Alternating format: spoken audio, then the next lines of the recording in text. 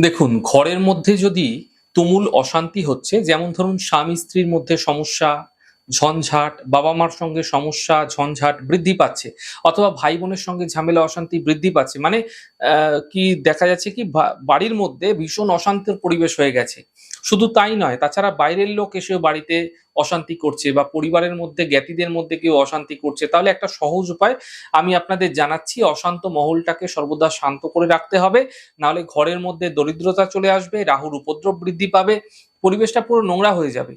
তাই বাড়ির পরিবারের যেকোনো একজন এই প্রক্রিয়া আপনারা করতে পারেন। ধানতেরাসের দিন থেকে এই প্রক্রিয়া আপনাকে করতে হবে। কি করবেন? ধানতেরাসের দিন থেকে ৪৩ দিন টানা কর্পূরের যে তেল হয়, সেই কর্পূর তেলের প্রদীপ প্রজ্বলিত করুন এবং পেতলের প্রদীপে জ্বালাতে পারলে সবথেকে ভালো। পেতলের প্রদীপে কর্পূরের তেল দ্বারা জ্বালিয়ে একটি তেজপাতার মধ্যে আপনারা আপনার পরিবারে যে ঝঞ্ঝাট সমস্যা হচ্ছে সেখান থেকে মুক্তি পাওয়া যায় সেই কথা সাধারণ কালির কলম দ্বারা লিখে সেই তেজপাতাটিকে সেই প্রদীপের শিখার আগুনে জ্বালিয়ে দিন।